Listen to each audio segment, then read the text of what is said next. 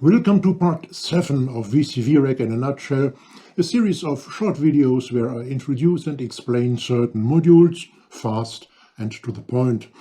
Today I'm going to introduce Count Modula's Euclidean Sequencer to you.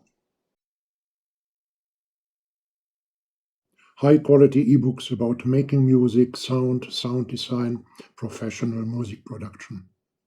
Each ebook includes hundreds of synthesizer patches to deepen what you are reading and legions of videos to illustrate it even more. Click the link below in the description to learn more about Rofel Media ebooks, your gateway to serious music making. A Euclidean sequencer tries to spread a certain number of active steps as evenly as possible across the length of the whole sequence.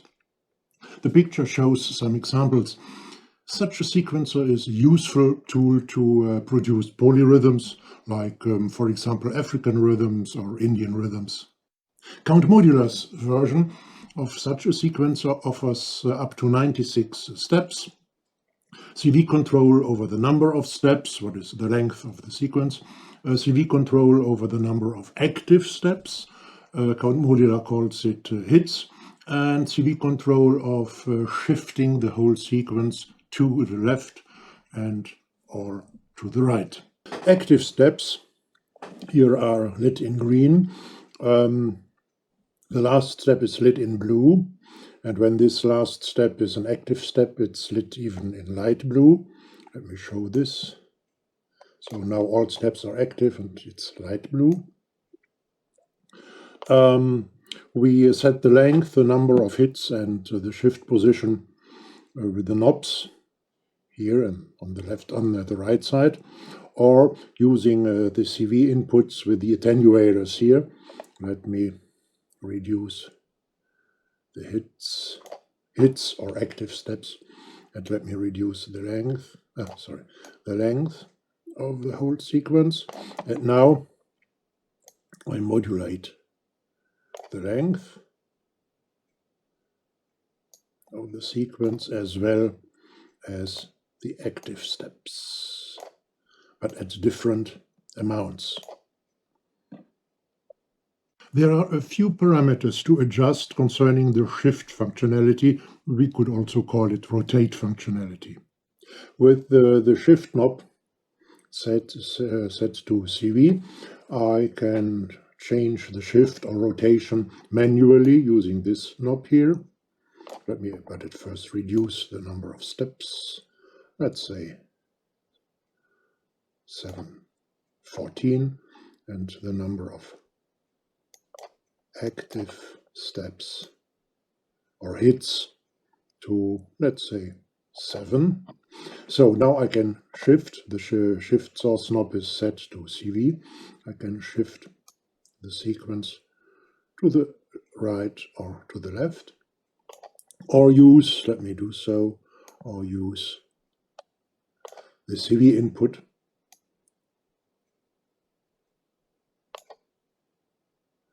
or to the left. Okay. With the shift source knob set to step here, I can change, or I can shift or rotate the sequence by pushing these big buttons here, or to the right, or once again by using, I use the square wave this time, by using this, let me increase the frequency, these CV input jacks. And at least with the shift knob, shift source knob, here, set to left or to right, the sequence rotates or shifts by one step always when the end of the sequence here is reached. The red LED shows the step where the sequencer is at the moment. Let's talk about the output jacks now. The end output jack here delivers a trigger pulse when the sequencer has finished its cycle, and the red LED is at the end here. Here it is, you see the red one.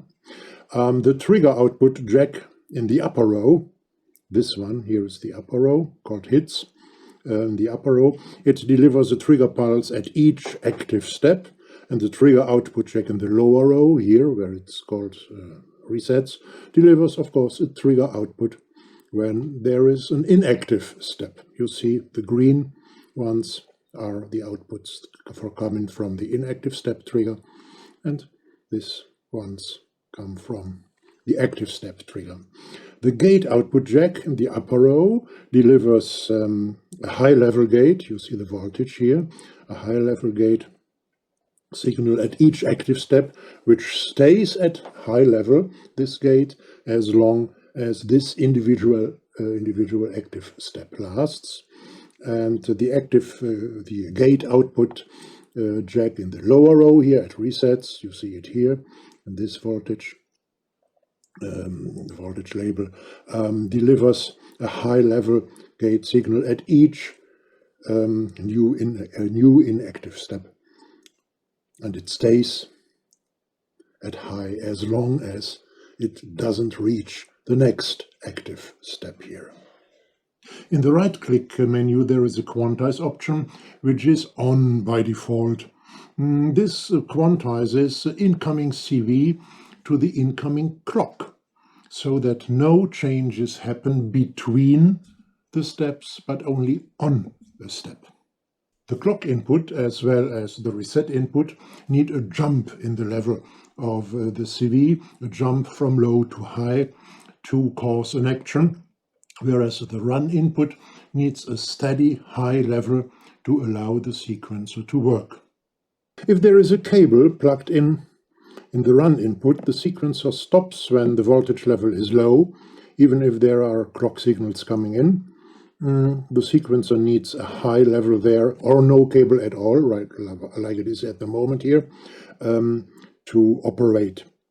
So let me put the square wave into the run input, and then you see the red. Let me increase the frequency of the LFO a little bit. The red LED moves only, the sequencer only operates when the square wave is at a high. Let me insert a scope.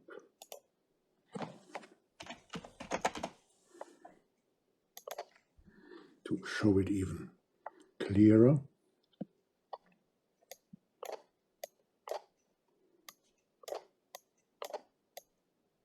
Oh, that's okay.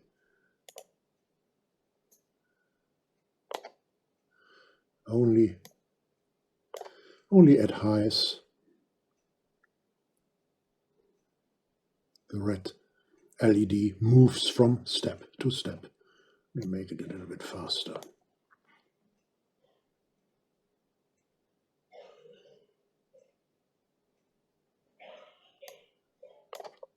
All right.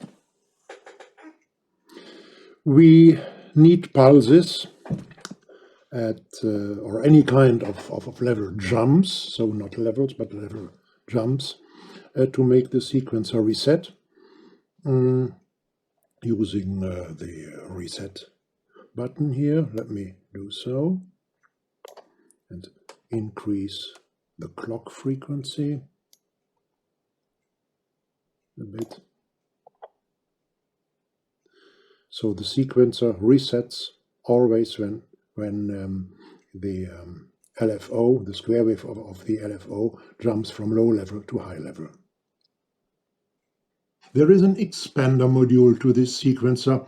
This module, the ESX-CV, turns step numbers into control voltage, into voltage levels. Please note that this module has to be placed immediately to the right of the sequencer, no gap between them or something like this, that otherwise it won't work. The clock switch here in the upper left corner determines whether an active step leads to any kind of output in the position hit, or whether each clock signal leads to any kind of action. Click twice and you have this switch in the middle position at clock, or whether each inactive step leads to any kind of action when we switch it to rest. But what does this mean, any kind of action? Well, it simply means delivering voltage levels at the outputs, clock, out, and inverted. Let's find out which voltage levels these are. At the out jack here, we get voltage levels, the voltage levels which we have adjusted with these knobs. Each step from step 1 to 8 has its own voltage level, can have adjusted its own voltage level here. With sequences longer than 8 steps, let me switch to 12 steps. With the sequences longer than 8 steps, the first 8 steps are repeated. Let's make it simple. No matter how many steps there are in the sequence, the expander module keeps repeatedly counting from 1 to 8. It either does so at each clock impulse, or at each active step, or at each inactive step. Always 1 to 8, 1 to 8, 1 to 8, and so on and so on. Inverted means, of course, the negative, simply the negative version of the voltage. As you see, plus and the minus voltage here. And the clock output, let me switch to the clock output.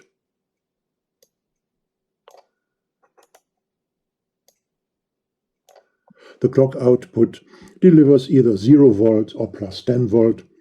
And again, it does so either at each clock pulse or at each active step or at each inactive step, depending on the position of the clock switch here. And there is a scale knob to determine the range of the voltage levels which are delivered at the outputs, at out or at the inverted output. The maximum range is from 0 to 8 volt, or respectively from 0 to minus 8 volt. Let me adjust different scales here so that you can see the influence of the scale knob. So now we have an overall range from 0 to 1 octave, if we are talking about pitch, for example. But let me increase the speed of the clock so that you can follow the development a little bit better. Now we have 0 to 2 volt, 3, 4, 5, 6, 7, and the full 0 to 8 volt, depending on the positions of these switches for each, not switches, potentiometers, knobs for each individual step, of course. All right, that's it for today. Don't forget to like, to subscribe, and to hit the bell. And if you visit my website or our Facebook group, from time to time, you will never fall out of my stream of information. Stay creative and enjoy your day. Your Czech friend, Rolf.